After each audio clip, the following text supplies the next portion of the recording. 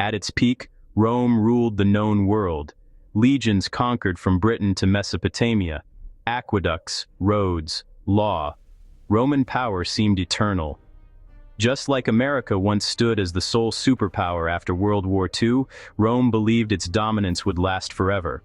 But invaders didn't destroy Rome. Something far more insidious did. The same force that has toppled empires ever since: money. Here's how Rome's emperors destroyed their own currency and took the greatest empire in history down with it, and why the United States might be traveling down the same path. For centuries, Rome's power rested on a single coin, the denarius. First minted in 211 BC, it contained nearly pure silver, about 95% under Emperor Augustus. Roman soldiers were paid with it. Merchants across 3 continents demanded it. Citizens stored their life savings in it. The denarius wasn't just currency, it was trust in metal form. The silver was real, and as long as that silver remained real, people believed in Rome's power. But running an empire costs money. By the 2nd century AD, Rome stretched thin. Germanic tribes pressed the northern borders. Parthians threatened the east. Plague swept the provinces. Tax revenues couldn't cover the bills. Roman emperors faced a decision: raise taxes directly, always unpopular, often triggering rebellion, or do something quieter. Reduce the silver content in each coin while keeping it looking the same. They chose the latter: debasement. Under Augustus, the denarius was 95% silver. But by the reign of Caracalla in the early 3rd century, around 215 AD, that silver content had dropped to roughly 50%. Half the value, but the coin looked identical. And here's where things accelerated. By the time of Emperor Gallienus in the mid-3rd century, around 260 AD, just 45 years later, the denarius contained less than 5% silver. 95% silver reduced to 50% silver in around 425 years. From 50% to less than 5% only took 45 years. A coin that had once been solid metal was now a bronze disc with a thin silver coating. People could see it. They could feel it. The weight was wrong. Romans weren't stupid.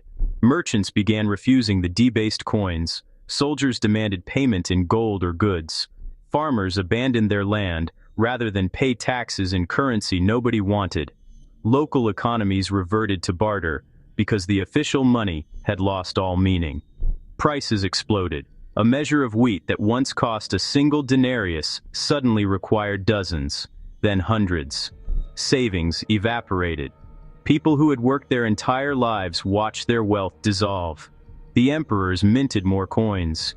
If each coin contained less silver, they'd just make more coins. But flooding the economy with worthless currency only made things worse. It was a death spiral. What followed became known as the crisis of the 3rd century. Between 235 and 284 AD, nearly 50 years, Rome endured complete chaos. Roughly 50 emperors rose and fell. Most ruled only months before being assassinated. Plague killed millions. Invaders breached every frontier. But beneath all the political drama lay a broken financial system. The currency had failed. And when money fails, everything else follows.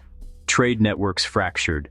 The professional army became Rome's greatest liability. Soldiers demanded higher wages to cover rising costs, which forced emperors to debase the currency further, which drove prices even higher.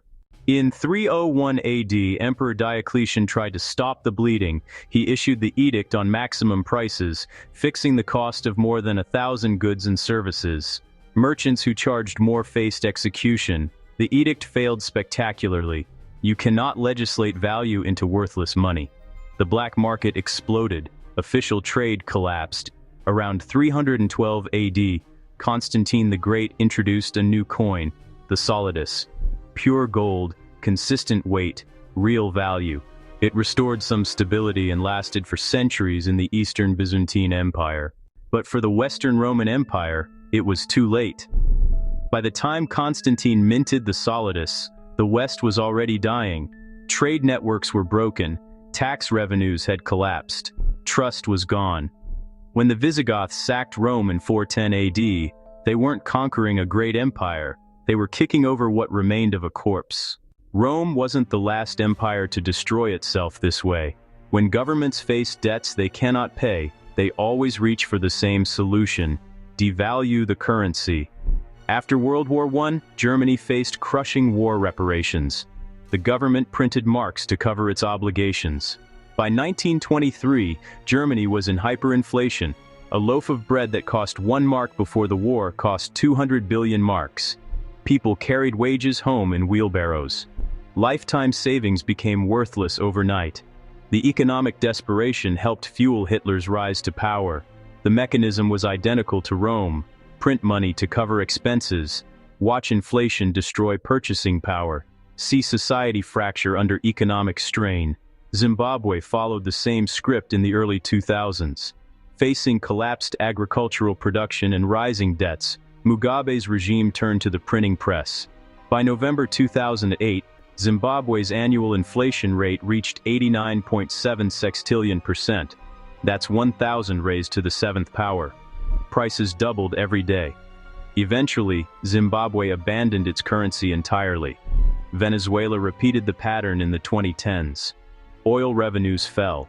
The government printed bolivars to maintain spending. Inflation exploded. By 2018, prices were rising so fast that restaurants stopped printing menus. Millions fled the country. The details differ, the technology changes, but the core mechanism remains the same. Governments debase currency to cover debts, inflation destroys purchasing power, ordinary people pay the price. Rome did it with silver content.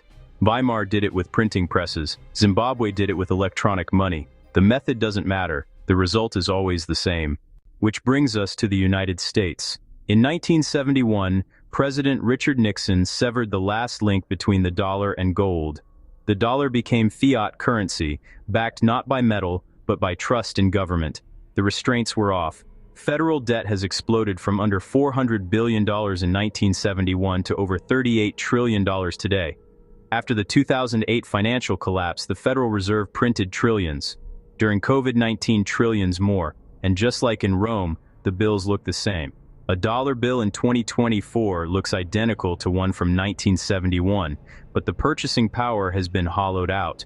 $1 in 1971 could buy what $8 buys today. The currency has been debased, not by reducing silver content, but by expanding the money supply. Americans in 1971 would have laughed if you'd told them the dollar would lose 85% of its purchasing power over roughly 50 years. Just like Romans under Augustus would have laughed at the idea that the denarius would someday be worthless bronze. The government calls it managing the economy. Economists call it monetary policy. But the mechanics are the same as Rome. Create more money to cover debts, watch prices rise, see purchasing power erode. The difference is scale. Rome's collapse was imperial. Weimar's was national. Zimbabwe's was regional. But today, the entire global economy runs on fiat currencies, massive debts, and central banks willing to print trillions. When the next collapse comes, it won't be contained to one empire or one country. Rome didn't fall because barbarians were strong. It fell because emperors destroyed their own money and took the empire with them. 50 years of monetary debasement gutted Rome's economy, fractured its trade networks, and dissolved the trust that held the empire together. The pattern has repeated ever since. Weimar, Zimbabwe, Venezuela, different centuries, different technologies, same result. The United States today stands at a crossroads Rome would recognize. Massive debts, currency backed only by trust, a government that believes it can print its way out of any crisis. History doesn't repeat exactly, but the mechanics of monetary collapse haven't changed in 2,000 years. When money loses value, societies fracture. When trust evaporates, empires fall. Rome learned this the hard way. The question is whether we will too. If this gave you a new perspective on economic history, subscribe. We publish fresh content weekly to help you understand the history of commerce and how the lessons learned apply to modern finance. Thanks for watching.